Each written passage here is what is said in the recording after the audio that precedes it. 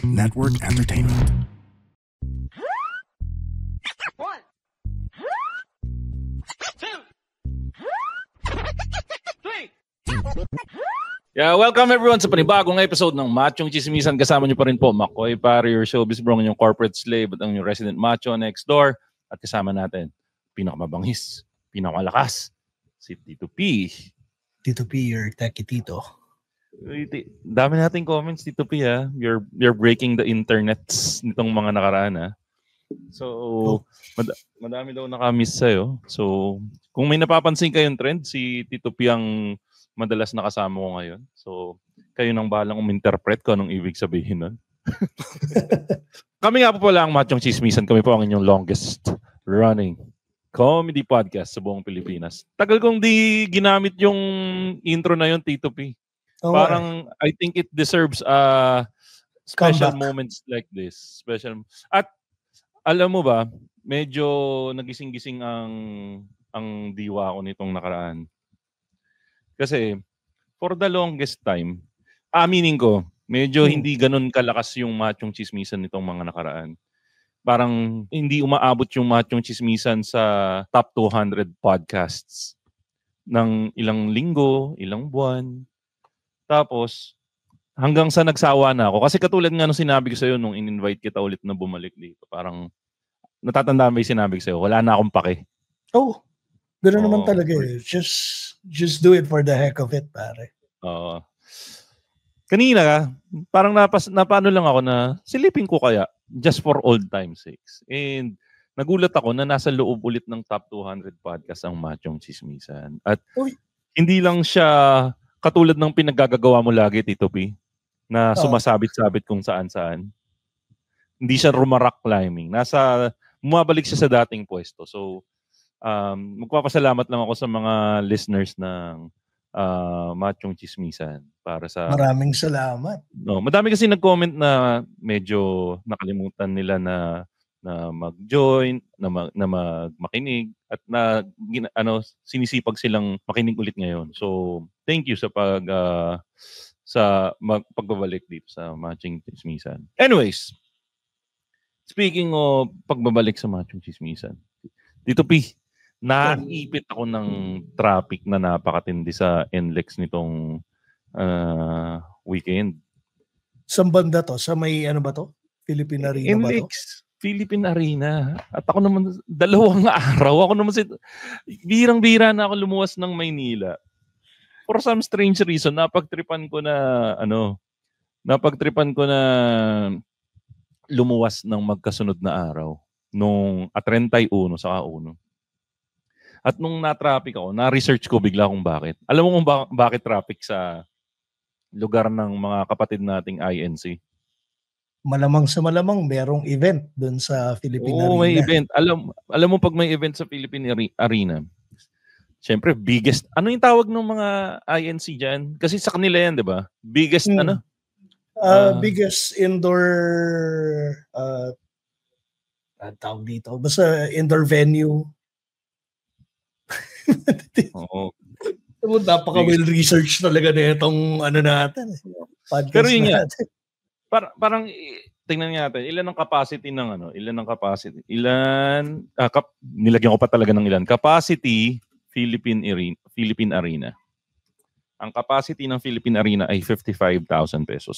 So, palagay mo ang politically correct term is the world's largest indoor arena. Okay. Ayun, so 55,000 people, siyempre dagdagan mo pa ng plus minus yung mga mag-ooperate and everything. So ganun kadami, kaya nag-traffic. At ang rason kung bakit nag-traffic sa Philippine Arena, sa may Bulacan area, sa may Bukawi area, ay dahil sa 18, mga motherfuckers! Kilala mo ba 18, pare? Mga Koreano ba to? Di, pre. Yan yung mga tawag sa fans ng aking mga idol. Sorry, 17 pala yung mga Koreano. May 17 ba? So, ginaya pala nila yon?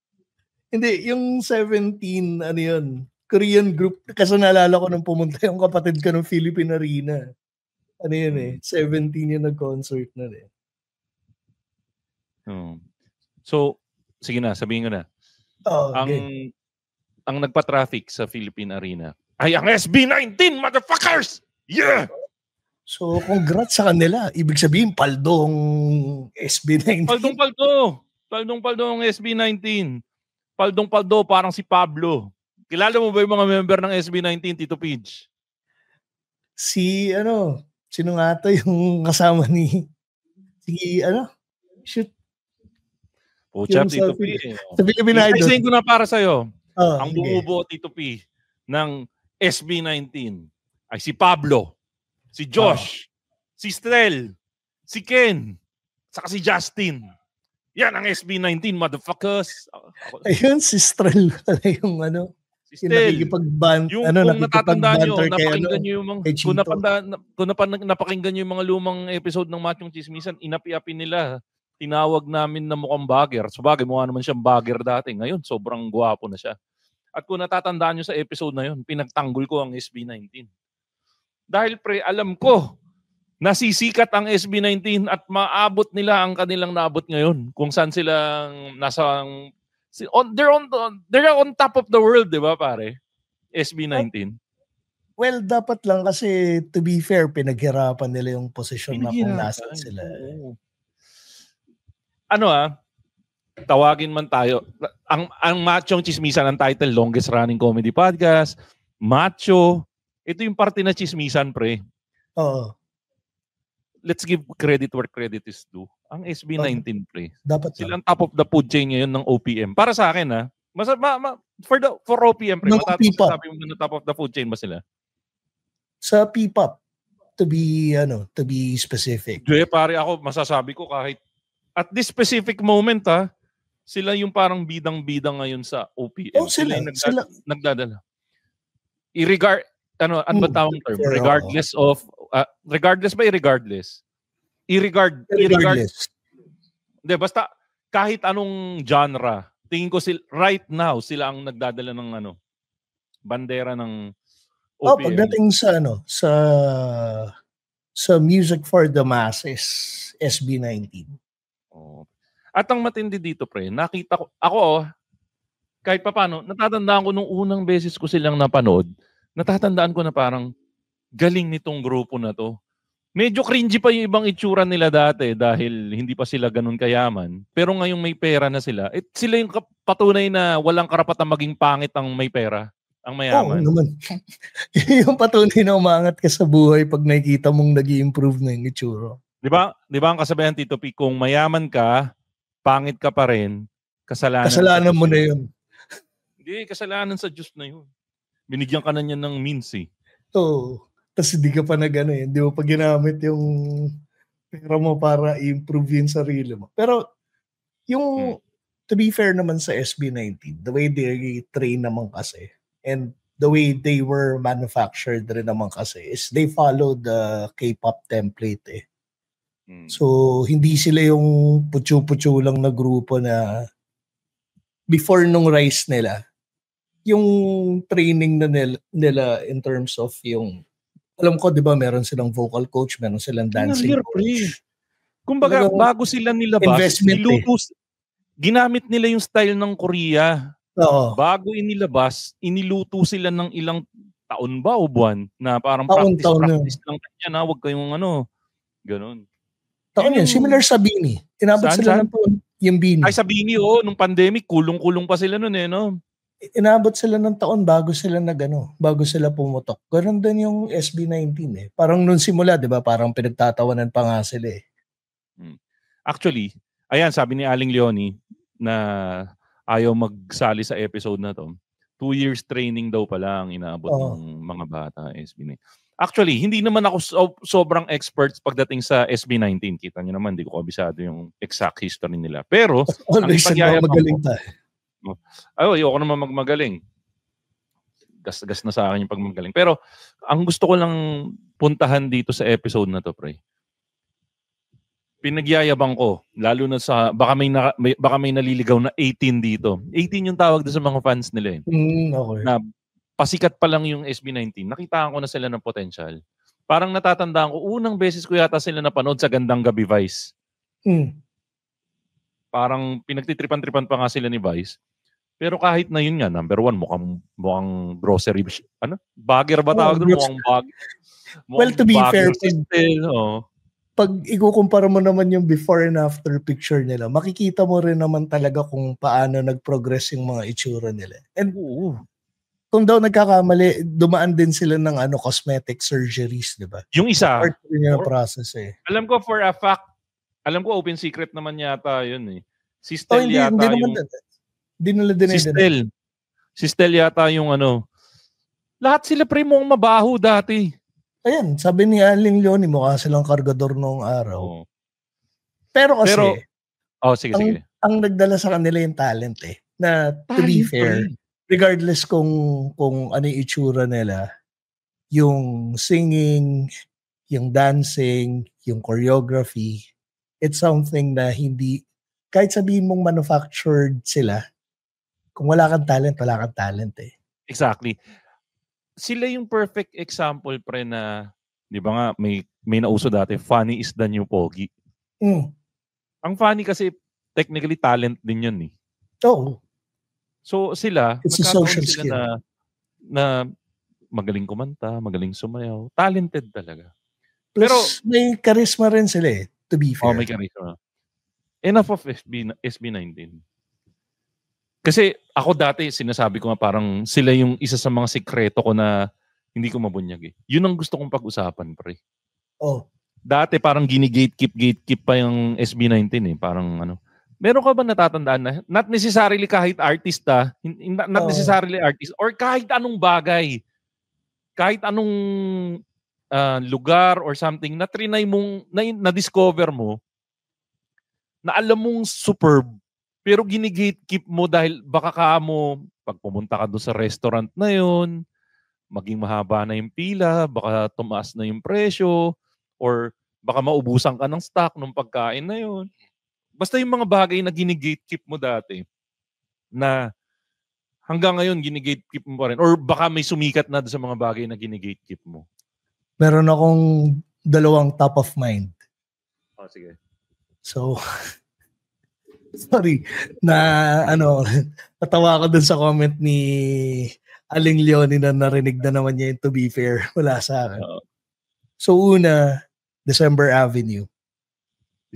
Puta, ikaw yung isa sa mga nakauna sa December Avenue. Ganun ka pa kabangis? Naalala ko sa Sagiho, yung isang event, Sonic Boom, hindi pa sila sikat nun. Tapos nung napanood ko yung December Avenue, ang pa nila nun, ang single pa nila nun yung I Don't Wanna Wait ni Cole, anong pangalan na yun? Yung theme song sa Dawson's Creek ni Paula Cole. December. Di ba naghiwalay-hiwalay na sila? Hindi. Yung technically, ang nangyari lang ngayon is, so basically, nag-start sila nun, wala pa sila nung keyboardist nila. Mm-hmm. Lahat sila kick out ng UST, mga schoolmate kayo mga yan eh. Kaidaran mo ba? Kaidaran mo? Hindi, mas matanda ako. Okay. So, December Avenue. December Avenue. Basta pero paano mo sila na-discover? Pumunta lang ako ng isang event ng Sonic Boom sa Giho. Natsambahan mo lang? Oo, ang pinanood ko noon is yung banda ng lower batch namin.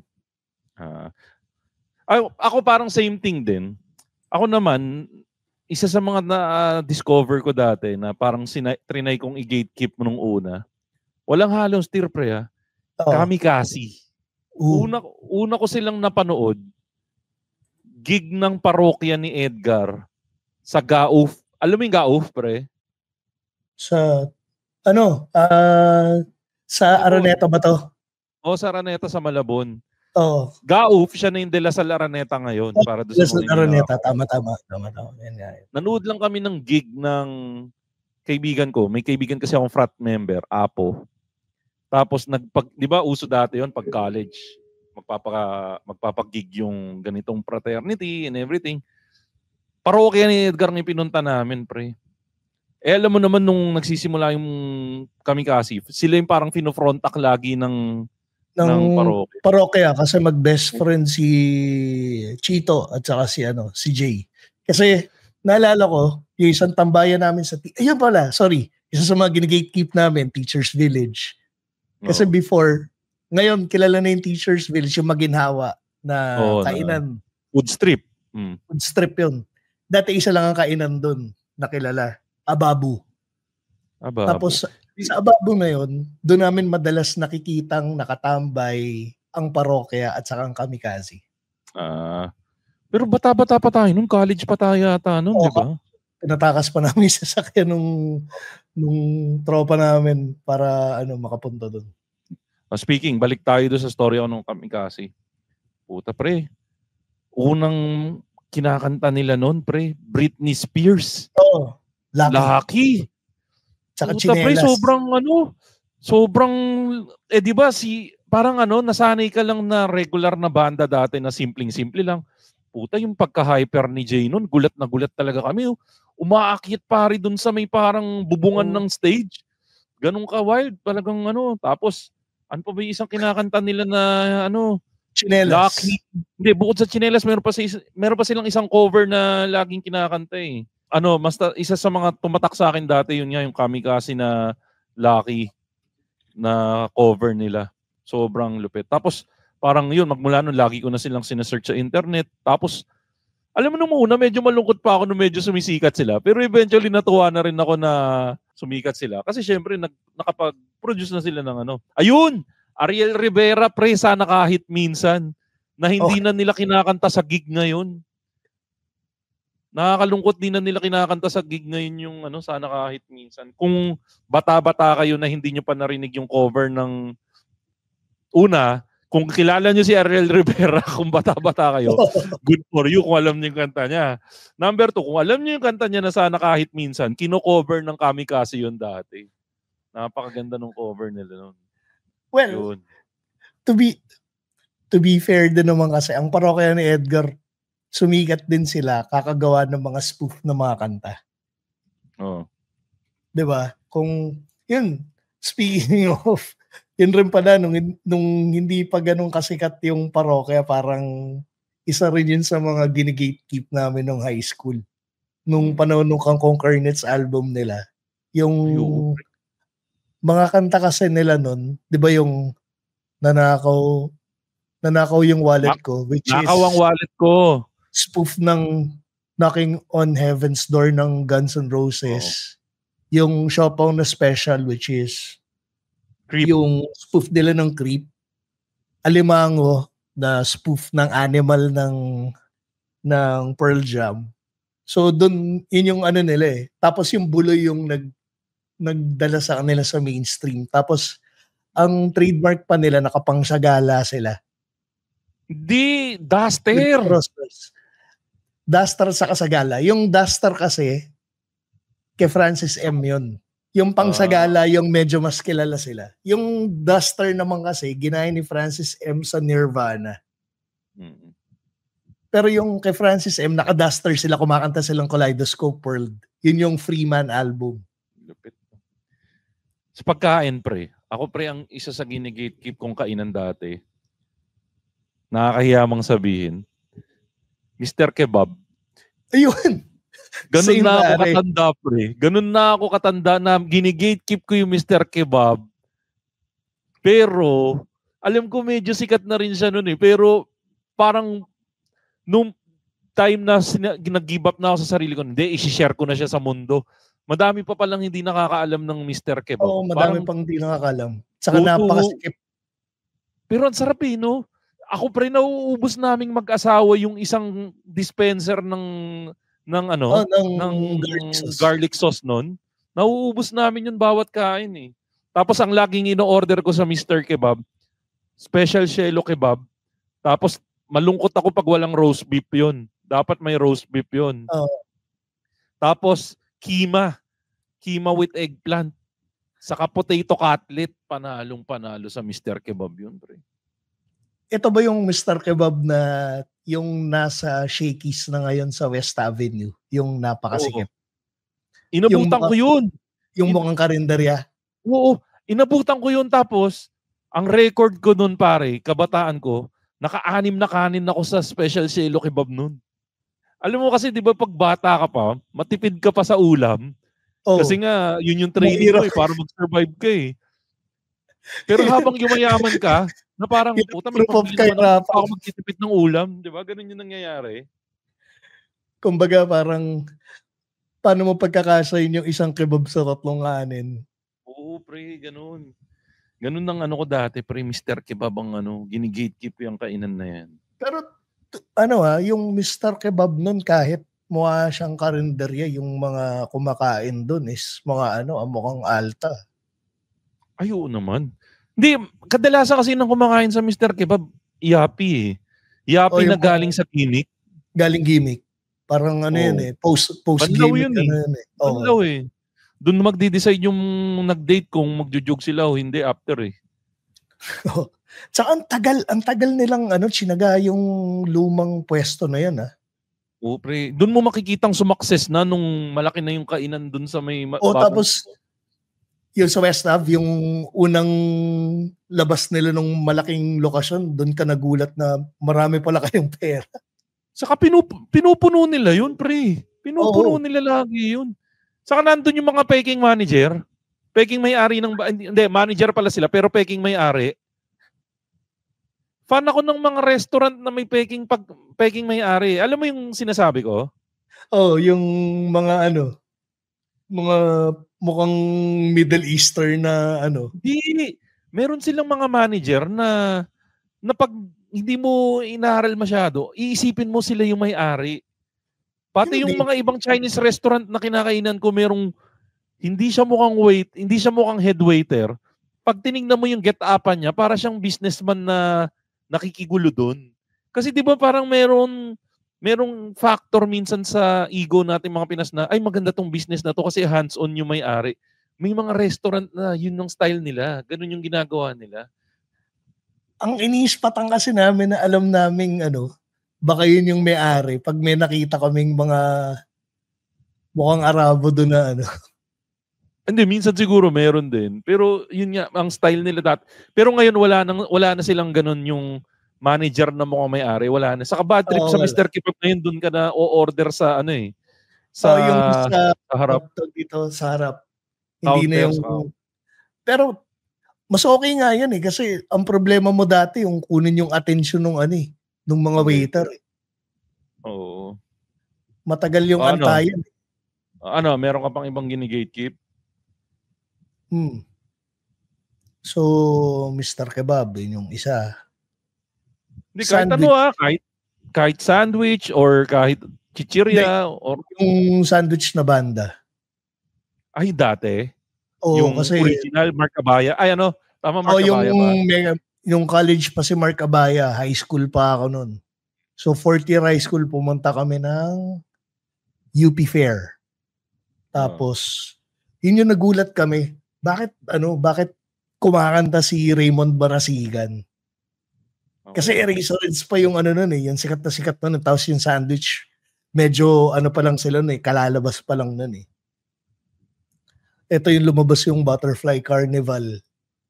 Tapos yun yung nagulat kami, bakit ang bigat ng tugtugan nila nila Raymond Barasigan.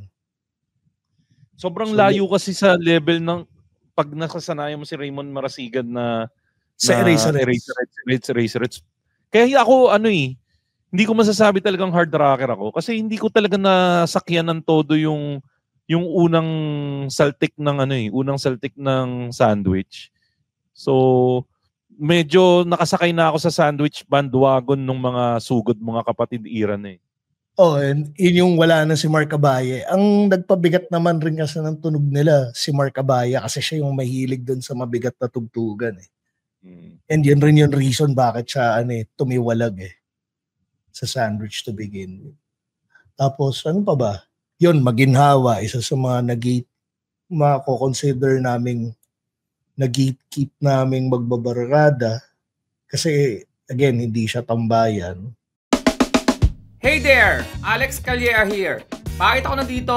Kasi gusto kong ipaalam sa'yo na may podcast din ako. It's called Punchline with Alex Calleja. I talk about everything. Serious, happy, sad, pero sa dulo, may punchline or may comedy. Again, it's Punchline with Alex Calleja. Available on Spotify o kung saan ka man kumukuha o naikinig ng podcast. Namumukhaan kita, nilista ko pangalan mo, kaya see you there. Ako mga gini-gatekeep ko dati, pre. Mga chichirya. Tatandaan ko, pre, nung unang labas nung Cornets. Tatandaan mo yung Cornets? Oh, yung nilalagay mo sa daliri mo. Oo, pre. Batang-bata ako nun. Gini-gatekeep ko yun na malaman nilang masarap yun. Na pag bumibili ako sa 7-Eleven dati sa amin, ang sagot ko lagi, di masarap. Wala lang talagang tortillas kaya binili ko to. Pero hindi masarap tong Cornets. Ako, anong paborito mong flavor ng Cornets, pre? Yung cheese. Cheese, no? Kasi yung alat niya sakto tapos bagay dun sa pagka-flaky ng konti nung yung parang coney sa texture nung Cornets. Parang tinimpla na tama yung yung alat niya para maadi ka. Kasi alam mo yung mga gumagawa ng chichirya, talagang inaano nila yan pinag-aaralan nila paano yung tamang timpla ng alat at saka tamis para balik-balikan siya ng mga tao So, unhealthily, yun yung nag-invento ako ng word doon. Basta alam mo yung mag-ano ka doon talagang kalolokohan. Kasi yung Cornets, kakaiba yung niya parang may hint rin siya ng tamis para kontrahin yung alat. Hindi siya katulad ng chippy. Yung chippy, alat lang Pare, meron ako parang ito ngayon iniisip ko going back. Kung tama ba ng ginatekeep ko to pa. Kasi parang hindi siya nag-catch on. Yellow Cab. Baked potato ng Yellow Cab. Kita mo, ikaw di mo alam, di ba? Hindi. Medyo Ganito ang ginawa. Ganito kagago yung Yellow Cab, pre. Oh. Hinati sa kalahati yung patatas. Oh. Kinayod yung patatas. Ginawang mashed potato, isinalpak ulit tapos nilagyan ng sahog, nilagyan ng keso, nung kung ano-ano. Saka isinalpak ulit dun sa kalahati ng patatas. Saka binake yung patatas. Puta, ganun kasarap yun. Pero alam mo kung sino yung merong ganyan na pwede kong ilaban dyan sa mo? Oh, sige. Wendy's. Alin doon? Yung OG na Wendy's na meron rin silang baked potato na Pare, ko doon? Anong klaseng baked potato guy ka ng Wendy's? Ako kasi bacon and cheese guy ako Extra bacon, extra cheese sauce Oh, bacon and cheese. Actually, yun yung Yun naman talagang go-to sa baked potato Oo, kadiri naman kasi yung baked potato na may hunts sa ibabaw. Hindi ako masarap nun Hunts? Di ba meron silang pork and beans flavor nun? Oo, yung pork and beans. Yun nga, hindi masarap yun Oh, napansin mo pala, pag nagpunta kayo ng grocery ngayon, pero hindi na pork and beans yung nakalagay sa pork and beans. Ano? Baked beans na. Dapat lang maging honest sila Oo. Ayun, chili con carne pala yung sinasabi ni Aling, yung isa, chili con carne, sorry. Pero meron ding pork and beans, Aling Leonie. Meron ding, pero yung chili con carne. Dati nagkaroon din yung Wendy's nung ganun, pre. Kanin saka chili con carne. Oh, yung alam mo yun? Kano? 88 pesos. Basta yun yung pang mahirap na mili. O 39. Gago, hindi. 1888. Okay. Basta yun pang go-to namin yun Pag college kayo yung... 88 tapos ganun. High school tayo, ganun ang presyo. Nung college naging 39 yun. Putang, yung mataas ang inflation. Kasi yung naalala ko yun, yung chili con rice, kapresyo rin nung salad. Ay, may naalala pa ako, pre. Gini-gatekeep ko rin dati. Kaya rin siguro hindi sumikat masyado. Natatanda mo nagkaroon ng crispy noodles yung Chowking? Oo. Puta, pre, sarap nun.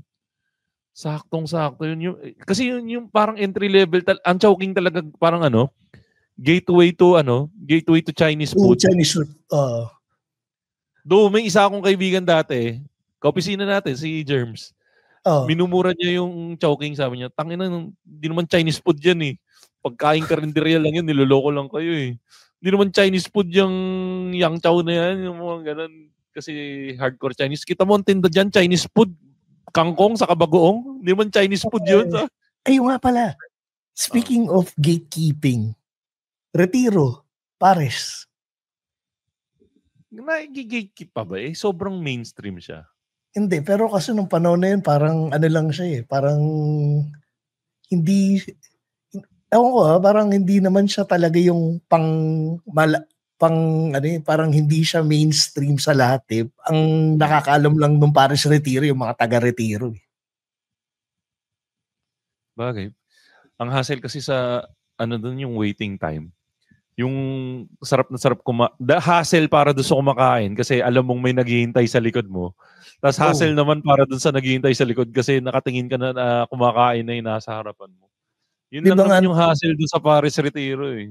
Ang tinuturo nga nating technique doon, titingnan mo kung sino yung mukhang bagong saltalan doon. Tapos, kahit matagal pa siyang kumain, pepwestuhan mo na sa likod. Para para ma-pressure siya. Tapos, pag yung nararamdaman mo na pe-pressure siya, gagawa ka ng random noises. Or parang yung mga tamang parinig na gutom na ako, ang hirap na magantay dito. Pero parang ako doon eh. Stuffed squid. Ay, stuffed shrimp. Stuffed shrimp. Pero di ba mali yung grammar nun? Kasi kung stuffed shrimp, dapat yung stuffing nasa loob. Ang nangyari, yung shrimp ang nasa loob eh. Parang yan eh. Hindi nga stuffed shrimp yan eh. Parang breaded shrimp yan eh. Hindi, karne yun, pre. Hardcore karne yun. Hindi. Pero din naman yun. Parang binalutan mo nga yung shrimp eh. Parang hindi mo na nga makilala yung shrimp eh. Saya ko. Meron pa bang ibang gini-gatekeep? The Boys. Anong The Voice? Si Rudy Fernandez? Hindi. The Boys. Chicharon pare. Ay! Madami dito yan. Pero sa amin, hindi, sa Bulacan parang gini-gatekeep ng mga taga-Bulacan yan eh. Hindi The Boys ang dito. Bicoys dito, Bicoys. Bicoys ang sikat dito sa San Rafael, pre. Bicoys. Yung The Boys, ibang yan. Ibang Bulacan yan eh. Parang bawat Bulacan may specialty na brand. Oo. Sa amin dito, Bicoys ang sikat dito sa amin sa San Rafael, pre. Pero kasi iba yung medyo ngayon na lang kasi nag-mainstream yung yung back fat na na chicharon eh. Seryoso ba? Parang sa akin for the longest time, it's back fat or nothing eh. Taga-Bulacan kayo, pre. Na-discover ko lang yun. Mahirap ka lang kasi laking Caloocan ka, sanay ka lang doon sa chicharong hangin. Yung dala-dala yung dala-dala ng magbabalot, yung puro hangin. Pre, na-discover lang namin yung The Boys kasi meron kami office mate na taga-Bulacan na nag-offer na bilang kami ng chicharon. Hulaan ko. Nung una, bigay-bigay lang una, Tapos nung huli. Tapos may tubo-tubo na. Ginawa kayong galawang drug addict? Galawang drug addict. Yung tingin muna, tapos sige. Pag pag kumagat na, wala na. Yung pa wala. Sige. Ang nag-gatekeep ko pa pala ng matagal sa 7-Eleven. Di ba yung hotdog? Oo. Usually, pag umorder ka ng hotdog lang eh. Yung chili con carne. Ay, putya! Yung katabi ng counter, yung merong may slow cooker sila doon. Oo, tapos nila. Pwede mo papalagyan ng keso yun, pre. Lalagyan nila ng keso, tapos ima-microwave nila para matunaw yung keso. Puta, naalala ko yun. High school tayo noon. Madalang yung mga nagchichili con carne. Di na nila binalik yun, pre. Sobrang sarap noon yung chili con carne ng 7-Eleven. Alam ko recently binalik nila pero naka-sachet na siya. Hindi, Yung cheese at saka yung chili con. It's Pero not hindi the na yung same. katulad. Yung Superb dati, yun dati, pre, naka-slow cooker eh. slow Tapos, cooker, tapos yung may Tapos yung nagtitinda, may ladle. Puta, Oo. ibubuhos nila doon. Tangina, yun ang dapat ibalik ng 7-Eleven. Pack shit sila. Tangina. Yun. Saka legit yung chili con carne. Nung una ko natikman yun, parang doon ko na puta, ito pala ang lasa ng chili. Mayaman na kami, natikman ko na kung anong lasa ng chili. Hindi ko lang siya napapanood sa TV. Chili dog, di ba? Nakikita mo sa New York, yun yung parang nila, staple nila eh. Tangina Tapos dito sa atin, alam mo experience mo eh. Nalulungkot nga ako dito sa pag napapanood ko yung, 'di ba, trending dito sila sila Nening B. Puta, ang sahog ng ng hotdog sa atin, pipino saka repolyo saka keso. Oh. Tapos tinotoast. Hindi nila alam superb yung hotdog na may pickle relish saka saka mustard. O hindi ka fan ng ganun? Hindi, fan ako nun. Pag kaya kong kompletuhin yung sahog ng hotdog, pickle relish, mustard, mayonnaise. Madalang ako mag-ketchup eh. Ito, may isi-share ako. Oh. Ito recent ko nang gini-gatekeep eh. Adik na adik ako ngayon pre sa Charlie Wonton. Sa Sa Mandaluyong. Charlie Wonton. Oh pre, puta, superb yun. Guys, kung naligaw kayo sa Charlie Wonton, sa Mandaluyong, malapit kay Digong. Alam mo kung bakit malapit kay Digong? Bakit? Nasa Hague Street eh. Okay. Yan tayo. Sa Haig Street. Ewan ko kung Hague ang basa doon o Haig eh. Pero nasa Hague Street yun sa may Search nyo lang sa Waze. Post nyo ngayon Search nyo sa Waze. Andun pre, Hague Street. Tangina pre, Charlie Wonton. Sobrang sarap ng buhaki ng shit na wonton noodle soup nila doon. Beef wonton soup nila. Napakasarap pre. Yan, isi-share ko na. Tapos kung hindi naman kayo mahilig sa hindi naman kayo mahilig sa beef wonton. Wala pa ako in-order doon na hindi masarap. Yun lang masasabi ko.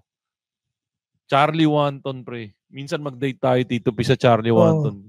Sige, minsan subukan ko yan. Sobrang panalo. Speaking of gatekeeping, walang na-realize. Yung climbing nga pala, unti-unti nang gini-gatekeep ng mga kasama ko. At madami na bang pumapasok ng mga mahihirap na katulad mo? Hindi. Nagiging mainstream na siya to the point na palaging na-over capacity na yung gym. Hindi na kami makakyat. Perfect example, yung tinatawag namin G-Hive yun sa Green Hills, yung bouldering hive sa Green Hills. Yamot kami kasi napapaligiran siya ng mga high school ng mga alta sosyedad. So yung mga bata nakikiakyat-akyat doon. Yung mga bata nandun nagkikwentuhan sa ilalim ng mga routes. Alam mo yun, nabibwisit kami na hindi kami makapag-climb kasi andun sila sa harap ng wall. Tapos sila lang yung nagsasalitan. Or minsan umakit ka, andun sila sa baba nagkikwentuhan. Teka, speaking of kwentuhan, sumali sa kwentuhan natin sa live audience natin. Shoutout lang kay Aling Leonie sa kay Jonel na nakikinig sa atin ng live ngayon. Bira na kasi ako mag-share ng live link eh. So special edition to na nagla-live recording tayo with some audiences. Yeah. Bukod sa yung running, ako hindi ko gini-gatekeep eh. Kita nyo naman, panay ang kwento ko dito sa Machong Chismisa na nagtatatakbo ko eh. Pero masaya ako dun eh. Podcast, meron ka bang podcast na gini-gatekeep o halos lahat naman ng mo nasi-share mo? Hindi. Sa podcast, hindi. Kasi parang counterproductive na mag-gatekeep ka ng podcast eh. Hindi, meron. Meron pa rin Actually ako may mga vlog ako dati na ayokong i-share na pinapanood ko pero eventually sumisikat na rin. Sample, yung Guinness natin dati si Julio Fabian. Oh. Kita mo, pre. Guinness natin dito si Julio Fabian. Nag-start yun, 108 followers yata nung Guinness natin. Ngayon, nasa 200 plus na siya. Sikat na yun. Masikat na siya sa atin. Oo, di ba? Influencer na yun, pre. Big time na influencer na ngayon yun. Oo, tsaka shoutout kay Julio. Nagsimula na Naka-scooter lang si Julio Fabian. Ngayon, naka-big bike na. Ay, naalala ko na, speaking of making it big. Pre, Tito John Oy Danao. Kilala mo si Tito? Puta pre, John Oy Danao pare. Philippines best kept secret yun. Dati, sinisikreto lang namin ng mga fan ng Good Times with Mo yung si John Oy Danao. Lalo na yung kanta ni John Oy na Ikaw at Ako. Ngayon, putok na putok sa TikTok ngayon yung Ikaw at Ako. Parang, yun yung minsan, yun yung parang pag nakikita mong sumisikat na, kami lang unang nakaalam yun eh. Yung mga ganon. May mga ganong feeling na parang, bad trip naman, sikat na si John Oy.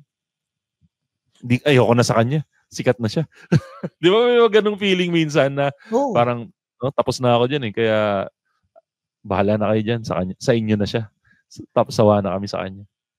Meron pa pala akong sasabihin na na malupit na nag-gatekeep ng Machong Chismisan dati. Ano? Si Kuya Jobert. Saka si Pat. Technically, sinuporta naman natin. Puro, they're all big na, di ba? Kuya Jobert yan.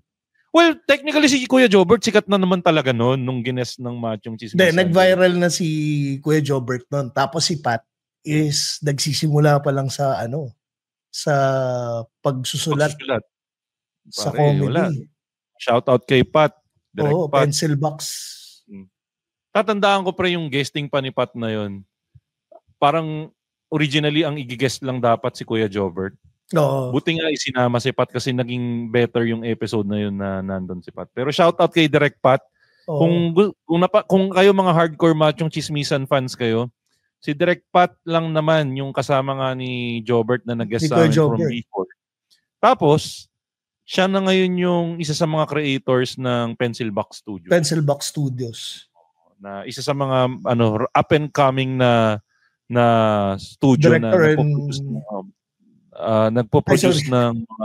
nagpo-produce ng mga comedy skits na sitcom ba? Hindi more fun sketch. Sketches. Sketch. Parang bubblegang. Well, technically si Pat naman kasi is naging writer ng bubblegang. And Direct Pat. Shout out isa pa. Yung usapan natin. Sige, Tito P, sino may naalala ka pa ba? Si Boss Alex. Si Alex, putok na putok si Alex ngayon. At in fairness kay Alex, sobrang na-appreciate ko. I think it was a year or two ago.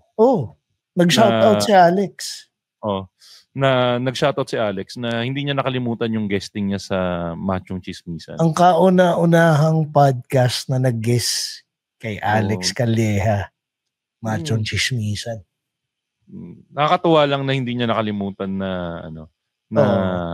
at in fairness pre napakalaki rin ng tulong ni Alex dito sa show na to kasi yung guesting niya na yun isa sa mga pinaka most viewed videos ng Machong Chismisan sa internet.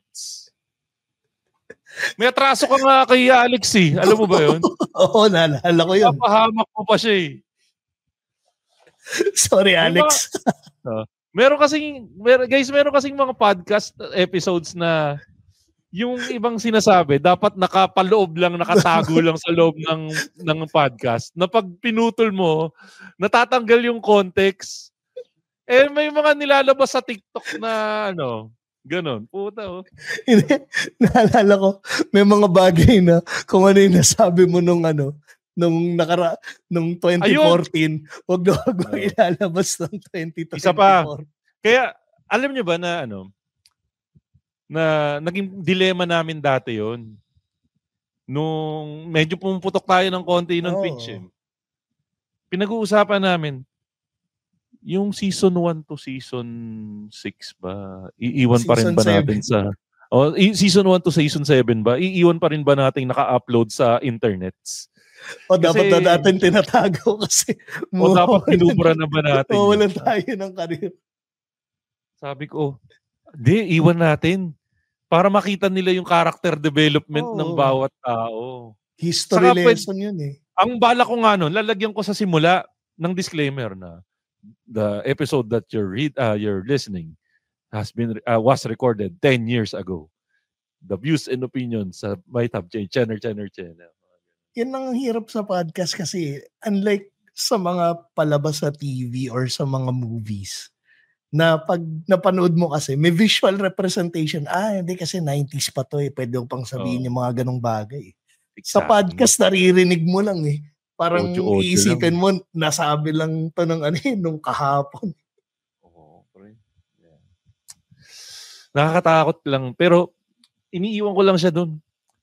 Actually, madaming episodes na pag pinakinggan mo siya without context, yung ibang parts, sobrang sobrang cancel tayo ngayon.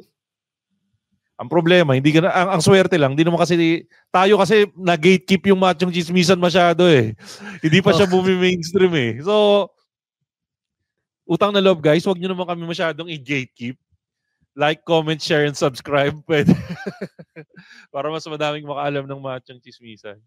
Wait pala. Total, nasabi mo na yung Machong Chismisan. Isa rin pala sa mga ginatekeep ko nun yung usapang lalaki.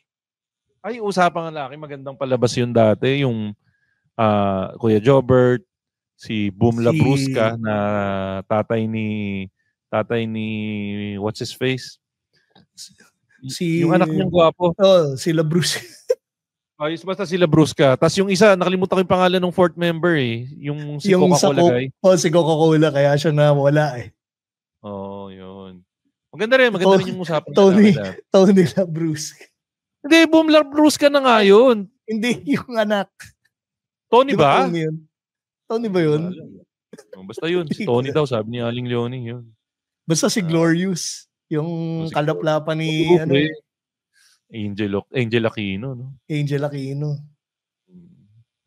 Tama. Tony nga. Tony. Pero alam mo ano isa sa mga gine-gatekeep ko dati na gusto ko i-share sa lahat? Ano? Yung isa sa mga tumutulong sa akin na magpapayat. Alam mo kung sino yung Tito P? Kitorific ba to? Kitorific PH. Yung Kitorific PH. Yung Kitorific PH, pare, yan ang tumutulong sa akin sa pagpapayat. Pare ngayon, katulad ngayon, more than 30 pounds na yun na lose ko. So thank you sa Kitorific PH sa pag-assist sa akin.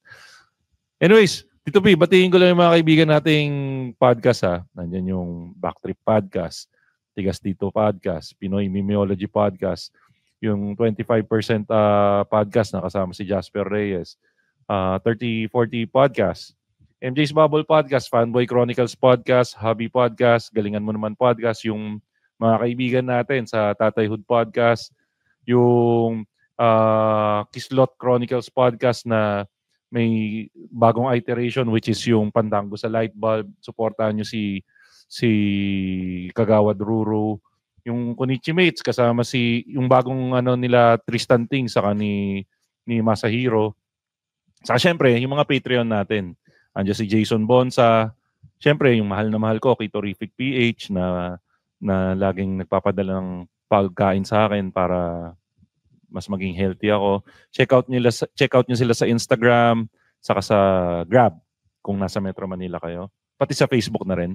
Si Darwin Buswego, yung Hobby Podcast, si Jimbo, saka si Gian, saka syempre yung patron ng mga Patreon, si Len Mackenzie, na nandito sa Pinas ngayon. Alam mo, yung mga mayayaman ang daming mayayaman na listener ng Machong Chismisan, ginagawang Quiapo ang Pilipinas, pre. Pero hindi lahat ng mayayaman katulad ni Aling Len Mackenzie na nagpe-Patreon. So mag-Patreon na kayo para ganahan kaming lahat. Check out nyo rin pala guys yung kung nagustuhan nyo yung aming podcast, pwede nyo kami follow sa Spotify at sa mga social media pages namin. Facebook sa Showbiz Bro sa lahat ng sa Facebook sa Showbiz Bro sa lahat ng social media platforms, saka Machong Chismisan sa lahat ng social media platforms. At pag marami kayong pera at gusto nyo kaming supportahan para makagawa pa kami ng mas maraming content, pwede kayong mag-subscribe sa aming Patreon. It's patreon.com/Machong Chismisan. Tito P, social media pages or ano pa bang gusto mo i-promote? Follow niyo lang ako sa IG ko, Tito__P. Tangin na, palitan mo na nga yung napaka-douchebag na hindi na talaga matanggal yung isang underscore no? Hindi na talaga. Wala akong magawa Kung available yung pangalan, hindi ka nalagyan ng 2 underscore. Tsaka, at guys, guys, dahil hindi ako nakapag-prepare para sa segment nating fina-follow ba ni Tito P, i-DM nyo ako guys or i-comment nyo sa episode na to yung mga Instagram account na gusto nyong ipa-check kung fina-follow ni Tito P at i-check natin live during the recording kung fina-follow ba ni Tito P. So para sa episode na to, magra-random tayo Tito P dahil wala akong kahit libo yan, isa-isa ko nang binabawasan. Kasi ayoko ma-judge. Ayoko ma-judge ng mga Karan Club at mga ka-climb ko. Tito P, mainit tong pangalan na to dahil kakalabas niya lang sa Pinoy Big Brother House. At ito ay si Miss Cyril Manabat. I-check natin ngayon kung pina-follow ba ni Tito P. At si Cyril Manabat ay tugudugudugudugudugudug. Ito mga kaibigan guys, i-share screen natin para malinaw, walang dayaan mga kaibigan. Pina-follow ko yun kasi pinapanood ko yung... Hoy, huwag mo pangunahan. Anti-climactic ka eh. Ito naman mga kaibigan, si Cyril Manabat po ay followed by Tito P. Lilinisin ko ng pangalan ko sa mga batang hindi nakakaalam. Nakilala po siya bilang child actress. Lakihan po natin mga kaibigan. Followed by Tito P.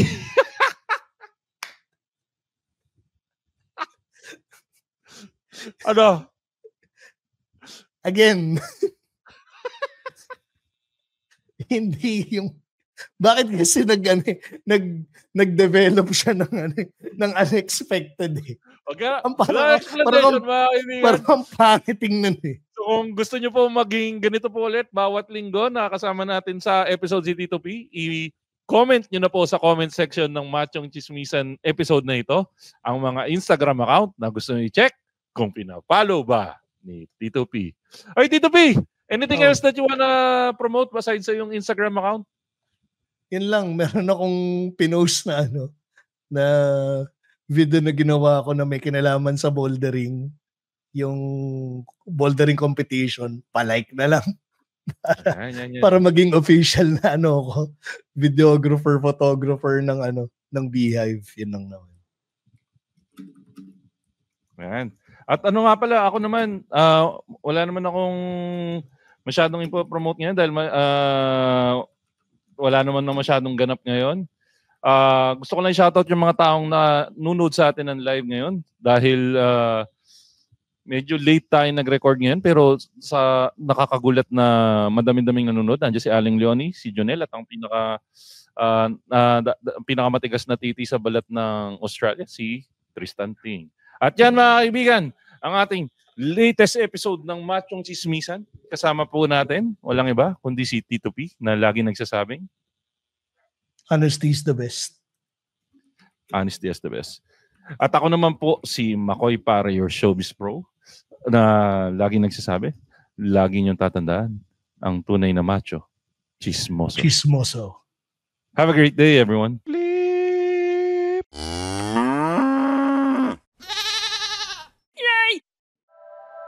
The opinions of podcast creators, hosts, and guests are not necessarily reflective of the official stance of the Pod Network Entertainment, its hosts, or other network programs. The content created by the people behind the podcast is personal and not meant to harm any religion, ethnicity, group, organization, company, or individual.